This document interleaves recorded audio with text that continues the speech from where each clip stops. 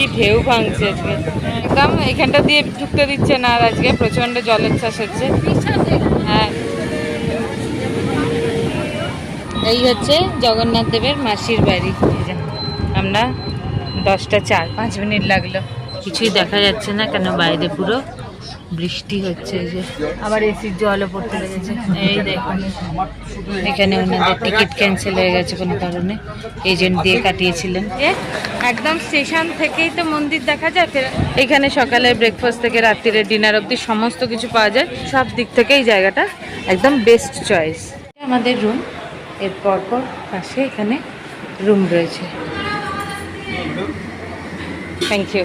বাবার দিকে সমুদ্র দেখতে ব্যস্ত। আমাদের ব্যাগ ট্যাগ সব কিছু রয়েছে। এটা হচ্ছে 6-7 কিংসানে, এটা হচ্ছে মিনি ফ্রিজ। এগুলো সবই যদি আমরা এই দীঘাতে কাজুর দোকানে দাঁড়িয়ে রয়েছি। মেমেন্টো, চাবির রিং, এগুলো আরও ওটা ডবল লাইন আছে। উইকেন্ডের ছুটিতে হোক বা 2-4 দিনের ছুটি পেলেই বাঙালির সর্বপ্রিয় ডেস্টিনেশনেই দীঘা। আর যখন এরকম ঢেউ উঠবে সেই জায়গাটায়, তাহলে তো মনটাই ভালো হয়ে যাবে। আর তার সাথে যদি হয় ঘরে বসে এইরকম সমুদ্র সচক্ষে দেখবার সুযোগ দেখতে চান, তাহলে আমাদের সাথে দেখতে থাকুন এই ভিডিওটা। ভিডিওটা ভালো লাগলে একটা লাইক, কমেন্ট, শেয়ার আমাদের প্রাপ্য। আর চ্যানেলটা সাবস্ক্রাইব করতে ভুলবেন না।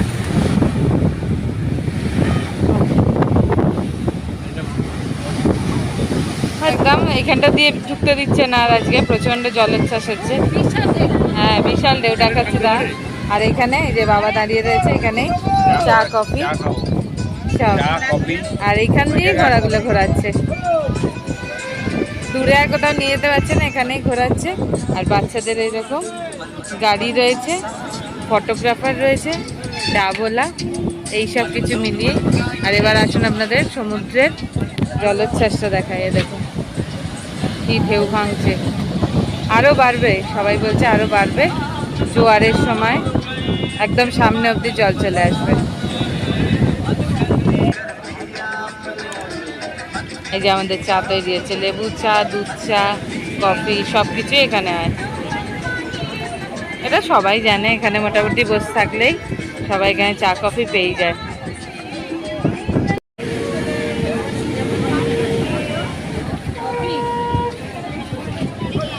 কফি দেখো কে কেমন, আমিও কফি পেয়ে গেলাম। কেমন লাগছে কফি? 20 টাকার কফি। আর এদিকে বাবার চাও রেডি হয়ে গেছে, নিয়ে না বাপি।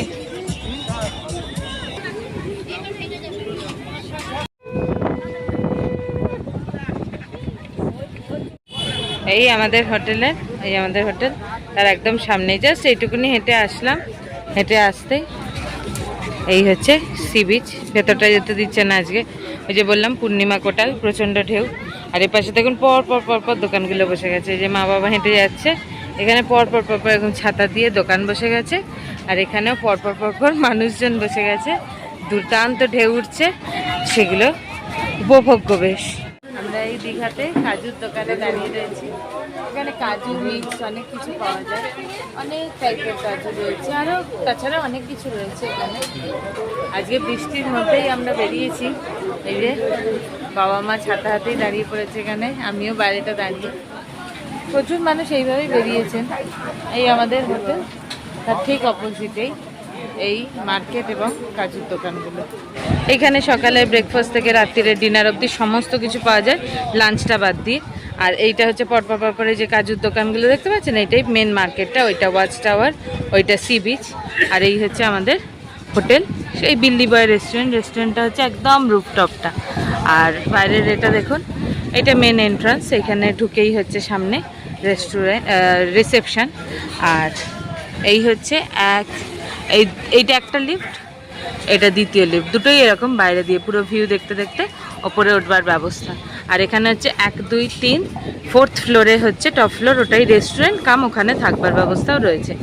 আর রাস্তাঘাট তো দেখাবার কিছু না, সেফটি, সিকিউরিটি সব দিক থেকে এই জায়গাটা একদম বেস্ট চয়েস।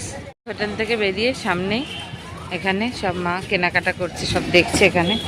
মেমেন্টো, চাবির রিং, এগুলো আরও ওটা ডবল লাইন আছে 120 টাকা। ডবল লাইন কানের আছে, ডবল লাইন কানের আছে। এখানে অনেক রকম কিছু রয়েছে, 80, 120 এইসব রেঞ্জে।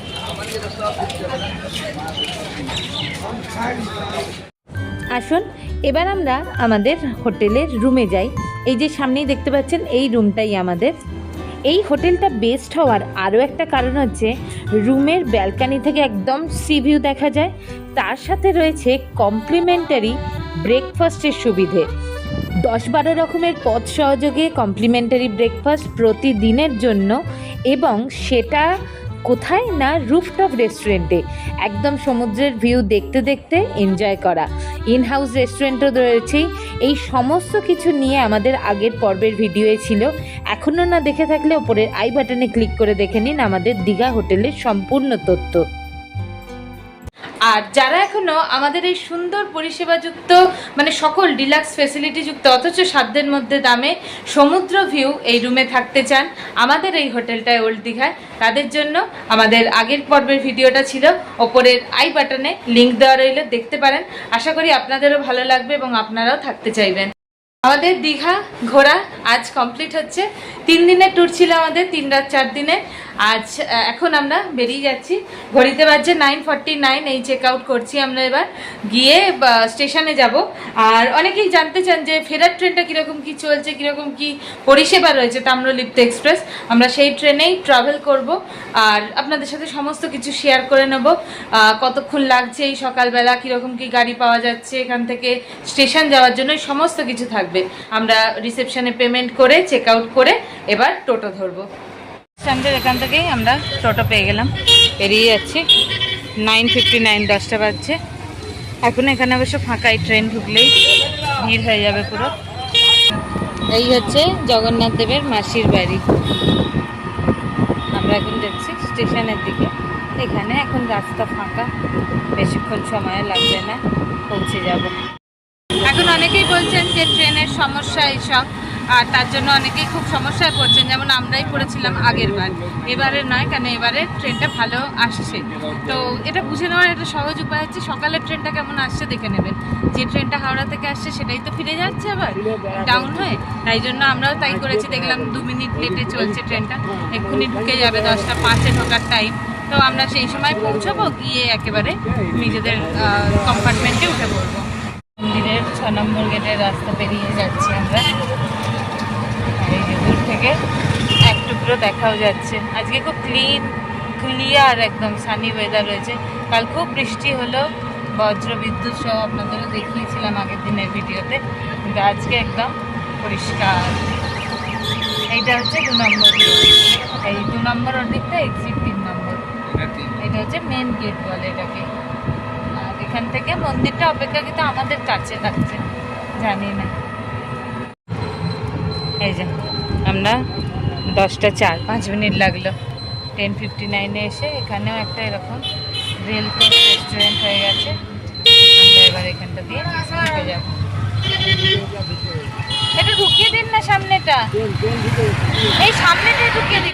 ট্রেন এসে গেছে, আমাদের নিয়ে এলেন না টোটো, কিন্তু সামনে পরপর আসছে আর প্রচুর মানুষ এখানে ঢুকে যাচ্ছে। উঠেছিলাম জানেন তো কীরকম ঠকিয়ে দেয় এইসব জায়গায়, এই জন্যই খারাপ লাগে। নিজেদের জায়গায় পর্যটন কেন্দ্র নিজেদেরই খারাপ লাগে বলে ঢুকলাম, অথচ দেখুন এখানে এসে নামাচ্ছে। এইখানে খুব চোখ কান খোলা রাখতে হয়, কিন্তু এটা বলেই রাখলাম, পদে পদে ঠকাচ্ছে। কিন্তু মঙ্গলবার প্রচুর মানুষ তাও ট্রেনে এসছেন। আমরা এবার যাই, প্রচণ্ড ভিড় রয়েছে। আসবেন তাদের জন্য এখানে বসবার ব্যবস্থা রয়েছে, কিন্তু এইরকম সবুজ শেডের তলায় বেশ গরমে কষ্টই হবে। আর আজকে যে যারা এসছেন তাদেরকে ওপাশ দিয়ে বের করে দিচ্ছেন, এই মেন জায়গায় যেতে দিচ্ছেন না। আর এই হচ্ছে আমাদের গাড়ি দাঁড়িয়ে আছে, চলে যাই। এই বাবা মা এগিয়ে যাচ্ছে, আমি পেছন পেছন। যে একদম স্টেশন থেকেই তো মন্দির দেখা যায়, ফের আসার দিনকেও দেখিয়েছিলাম। আজকেও মন্দির দর্শন করতে করতেই আমরা যাচ্ছি স্টেশনের দিকে, মানে স্টেশনে উঠেই এসে আমরা ট্রেনের দিকে যাচ্ছি আর কি। একদম পাশ থেকেই মন্দির। শুধু এখান থেকে একটাই মন খারাপ যে রাস্তা নেই, নাহলে একদম স্টেশন থেকে ভেতর দিয়েই যাওয়া যেত। এই হোটেলটা একদম পাশেই আর কি, বাকি পুরোটা ঘুরে মেন রাস্তা দিয়ে যেতে হয়। 12858 আমাদের হচ্ছে ডাউন তাম্রলিপ্ত এক্সপ্রেস। আমাদের অনেকটা হাঁটতে হবে, একদম সামনে থেকে পরপর জেনারেল আর সেকেন্ড সিটিংগুলো, তারপর গিয়ে আমাদের C1 C2 প্যান্ট্রি এইসব। এই ট্রেনটায় উঠবার যারা মেনলি এসি চেয়ার কারে তাদের খুব অনেকটা হাঁটতে হচ্ছে আর কি, কোনো কারের ব্যবস্থা নেই। বয়স্ক লোক যাদের সাথে থাকবেন তাদের কিন্তু এটা একটা খুব সমস্যা। হাওড়ায় যেমন কার রয়েছে, নেবে কোনোই অসুবিধা নয়, কিন্তু এখানে তো হাওড়ার সামনে 2-3টে কামরার পরে তো অসুবিধা নেই। এখানে এখন সবে এলাম আমরা D7, সে কখন হাঁটছি, হাঁটতে হাঁটতে এই পুরোটা যাবো, তারপর প্যান্ট্রি, তারপর চেয়ার কার। এগুলো D8, এই যে মা বাবার সামনে হাঁটছে। মোটামুটি ট্রেনটা আজকে তেমন একটা ভর্তি নেই মনে হয়, ফাঁকার দিকেই লাগছে, কারণ সবাই উঠে পড়েছে এর মধ্যে। এখন ঘড়িতে সবে বাজছে 10টা 18, তার মধ্যেই এই অবধি এলাম D8। এইটা হচ্ছে 15, 16, 17। মা বাবা এগিয়ে গেছে আমাদের C1 এর পরেরটাই। আর এটা হচ্ছে প্যান্ট্রি কার, সম্ভবত হামসাফারে আগে ছিল, সেই প্যান্ট্রিটা এখানে হয়ে গেছে। আমি এই যাই পরপর, C1 আগে পড়বে, তারপর C2, আমাদের এবারে C1। দাদা গরমে পাচ্ছি না, উঠে যাই একেবারে। 10টা 19 বাজে, বেশিক্ষণ তো আর দাঁড়াবে না। এই বাবা মা উঠছে, আমিও পরপর উঠে যাই, গিয়ে বাকি কথা হচ্ছে। এই আমরা এসে উঠলাম 10টা 24, পাশ দিয়ে দেখলাম ইঞ্জিনটা বেরিয়ে গেল, এবার হয়তো পৌঁছবে। কী অবস্থা, এখনো এসি দেয়নি, ইঞ্জিন লাগবে, তারপর হয়তো এসি অন করবে। খুব গরমটা পড়েছে, কাল বৃষ্টি হলো, অতটা ঝড় বিদ্যুৎ, কিন্তু কোনো লাভ হলো না। আমাদের সিট ফিটগুলো দেখাচ্ছি, আমরা এই 14, 15, 15, 16, 17, এই যে 3জন পেয়েছি। 3/2 এটা আমাদের 3জনের দিকটা পড়েছে আর কি। 10টা 37 দীঘা থেকে ছেড়ে যাচ্ছে 12858 দীঘা হাওড়া তাম্রলিপ্ত এক্সপ্রেস। এখনো এসি সেইভাবে চলে ওঠেনি, জাস্ট অন করলে। একবার ফোন করেছিলাম, এখানে একটা নাম্বার দেওয়া রয়েছে ওতে, তো পুরো ঘরমাক্ত অবস্থা। দেখি চলতে চলতে স্পিড নিলে হয়তো একটুখানি ঠান্ডাটা হবে। মোটামুটি ছেড়ে দিল আর কি 2 মিনিট লেটে। হ্যাঁ, এই 2 মিনিট মতো। হ্যাঁ, ওই মানে 35 টাইম 37 ছাড়বে। কি অবস্থা দেখুন, সবাই নেমে গেছি পেছনেও, সবাই যে যার ফ্যান। আমি আমার এই ফ্যান পুরো ভর্তি, এই যে পেছনটা দেখুন পুরো ভর্তি। আবার এসির জলও পড়তে লেগেছে, এই দেখুন।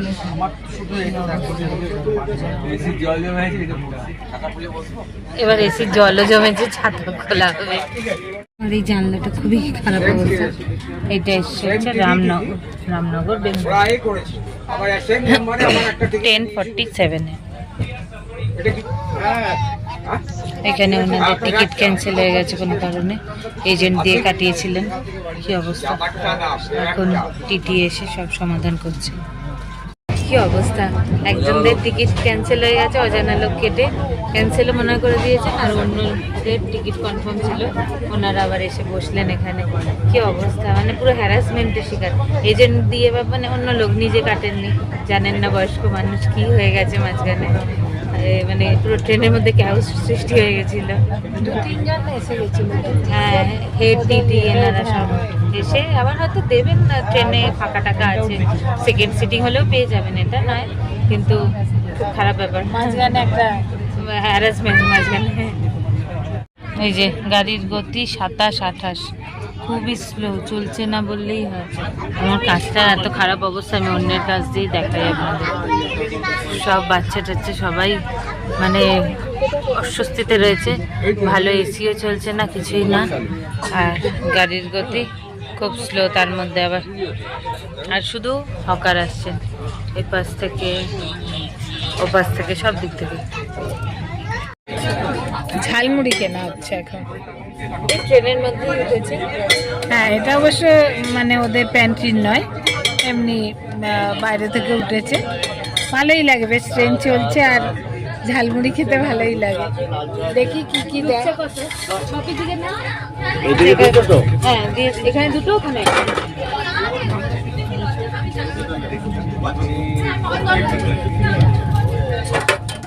দীঘা থেকে ছেড়ে হাওড়া পৌঁছতে এই ট্রেনটা রয়েছে সেম 6টা স্টপেজ।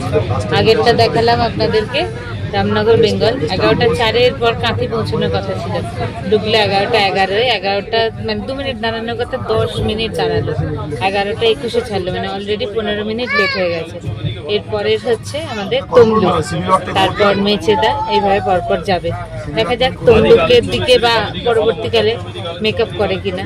80-85 একটু স্পিড তুলেছে এখন। আর এইদিকে এখন ওই লাঞ্চের অর্ডার এগুলো সব নিয়ে যাচ্ছে, যেহেতু এটা বেলার ট্রেন তাই লাঞ্চেরও সব পাওয়া যাচ্ছে এখানে। সব পরপর হকার, ঠান্ডাই বেরিয়ে যাচ্ছে তো। শীতটা তো প্রায় মানে কমই লাগছে, তার সাথে বাইরে প্রচন্ড একটা মেঘলা আর গরম ওয়েদার, এইভাবে আর মানে ঘুমোতে পারছি না। ঘুমিয়ে পড়লে ভাল লাগবে, কেন মাঝে মাঝে স্পিডটা তুলছে, খুবই ভালো। একটা বিউটিফুল মশলা লেবু চা বাবা খুবই নাম করছিল, যাওয়ার সময় খেয়েছিল, আমিও নিয়েছি। কি সব হজমোলা, আদা, হজমোলা, বিট নুন, কাবাব চিনি, লেবু। আচ্ছা, এই সব কিছু দিয়ে এই মশলা লেবু চা খেয়ে দেখি কিরকম। খুব গরম, সবাই ভালো বলছে। গরম, হ্যাঁ খেতে বেশ অন্যরকম। আমি লেবু চাও খেয়েছি, মশলা চাও খেয়েছি, দুটোর মিক্স, সেটা বলাই যায়। ভালো বেশ, আর গরম গরম দিয়েছে, চিনি দেয়নি, মানে নোনতা চা। নোনতা চা অন্যরকম। কেমন লাগছে বেবি? খাবার চিনি দেয়। যাওয়ার সময় আমরা খেয়েছি, আমার ভালো লেগেছিল বলে আমি মেয়েকেও বললাম খা, এবং ওনার থেকে জেনে নিলাম প্রিপারেশনটা কী দিয়ে হয়। দেখি বাড়িতে একদিন করে দেখবো। এইবার বাড়িতে দুধ চার বদলে এই চা শুরু হবে। ট্রেনটা এখন 10-12 মিনিট লেটে চলছে। এই একটু আগে 12:10 করে তমলুক পেরিয়ে গেল। ঘুমিয়ে পড়েছিলাম এই সময়টা, আর দেখানো হয়নি। এখন এই একটু পাঁশকুড়ার চপ, না সরি মোচার চপ কিনেছে, একটু মুড়ি মোচার চপ এইসব খাবো। এই মেচেদায় এলো, ঘড়িতে বাজছে 12:52, 20 মিনিট লেট করলো এখানে এসে। মেচেদা ফাঁকা একদম, এখানে সুইপিং হচ্ছে, গার্বেজ ক্লিয়ার হচ্ছে। এই ট্রেনটা পজিশনটা এখানে আপনাদের দিয়ে দিলাম। মোটামুটি আসবার সময় দেখিয়েছিলাম সামনের দিকটা থেকে, মানে ট্রেনের সামনে যে দিকটা যাচ্ছে সেই দিকে এসিগুলো, আর তারপরে প্যান্ট্রি কার পেরিয়ে তারপরে ওই 2H গুলো, আর জেনারেল রয়েছে সামনে পেছনে দুটো করে, সব দিয়ে দিচ্ছে এখানে। কোলাঘাট ব্রিজ আমরা এখন ক্রস করছি। এই পাশটা দিয়ে আর একটা ট্রেনের লাইন, তাই ভালো দেখা যাচ্ছে না, অ্যাকচুয়ালি দেখা যাচ্ছে ওই পাশটা দিয়ে। ট্রেন মানেই কিছু না কিছু মুখ চলতেই থাকে। তবে আমাদের এই মিষ্টি দই নিলাম, থ্যাকাস ডেয়ারি, সুইট কার্ড 30 টাকা করে। এই তিনজনেই নিয়েছি, মা বাবা আমি। বারবার হকার অনেক কিছু তো আসছেই, তার মধ্যে আমাদের এটা পছন্দ হয়েছে। তো এইসব করতে করতে, যেহেতু হেভি ব্রেকফাস্ট করেছিলাম আমরা আমাদের হোটেলেই কমপ্লিমেন্টারি, তো ওখান থেকে আর তারপর আর কিছু খাওয়া হয়নি সেভাবে। একটু ঝালমুড়ি, এই মোচার চপ এসব খেলাম, তারপরে এই মিষ্টি দই। ট্রেনটা এখন আবার স্পিড নিয়েছে, একটু 80-90 রয়েছে। দেখা যাক ঠিকঠাক পৌঁছয় কিনা, আর 1 ঘন্টা জার্নি ব্যাপার ঠিকঠাক গেলে। এর পরবর্তী আসছে উলুবেড়িয়া। এটা হচ্ছে LHB রেক 3/2 ওইদিকে এরকম, আর ওয়াইড উইন্ডো রয়েছে, কার্টেন রয়েছে। আমাদের কার্টেনটা নামিয়ে রেখেছি তাই দেখাতে পারছি না বাইরেটা, এইটা দিয়ে। আর এখানে চার্জিং পোর্ট রয়েছে, ওপরে ব্যাগট্যাগ রাখবার, এই যে ব্যাগট্যাগ রাখবার ব্যবস্থা। আর এই হচ্ছে রিডিং লাইট, এটা জলে, তাও একবার জ্বলে উঠলো। এই হচ্ছে আমরা ঠিক দিকেরটা পেয়েছি, আর ওখানে সামনে টেবিল রয়েছে, আর ওই পাশটা এইভাবেই সিটিং পজিশনটা। এটা হচ্ছে C1 12858, হাওড়া থেকে, না সরি দীঘা থেকে হাওড়া যাওয়া তাম্রলিপ্ত এক্সপ্রেসের। এই ট্রেনের ভাড়া যাওয়া আসা দুবারেই সমান। আমাদের যাওয়ার সময়কার তাম্রলিপ্ত এক্সপ্রেসের ভিডিও যদি আপনারা না দেখে থাকেন, উপরের আই বাটনে লিঙ্ক দেওয়া রইল। আমাদের ফেরার ট্রেনে 2S, CC, চেয়ার কার, আর নর্মাল একটা তো আনরিজার্ভ টিকিট ফেয়ার রয়েছে এখানে। এসব কিছু আপনাদের নিচে দিয়ে দিলাম।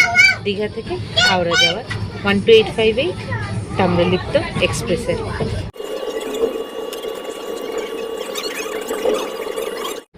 এই 2:06 সাঁতরাগাছি স্টেশনে এসে ঢুকলো। এখানে ওয়েদারটাও দেখছি বেশ ক্লাউডি, মানে মেঘলা মতো করে রয়েছে। একটা 55 ঢুকিয়ে দেওয়ার কথা ছিল হাওড়ায়, সেখানে 2:06-তে সাঁতরাগাছি সবে, মানে বোঝাই যাচ্ছে ভালো মতোই লেট করবে। সবাই তো বলছেন এখানে যে 2:30 মতো হয়ে যাবে হয়তো। 2:21 এই আস্তে আস্তে ঢুকছে হাওড়া রেলওয়ে স্টেশনে। কিছুই দেখা যাচ্ছে না, কেন বাইরে পুরো বৃষ্টি হচ্ছে। এই যে খুব স্লো গাড়ির গতি, এখনো ঢোকেনি, বাইরেটা দিয়ে যাচ্ছে, আউটার দাঁড়িয়ে রয়েছে। সবাই উঠে পড়েছেন নামবেন বলে। আমাদেরও এখানে ব্যাগ ট্যাগ রয়েছে, নামাতে হবে। আমরা এসে নামলাম, 2:34 বাজে, 40 মিনিট লেট। এখানেই আমাদের দীঘা ট্যুর শেষ হলো। দেখা হচ্ছে খুব শীঘ্রই পরবর্তী পর্বে নতুন একটা জায়গায় একটা নতুন ভিডিও করব। তবে এখানেই আপাতত টাটা।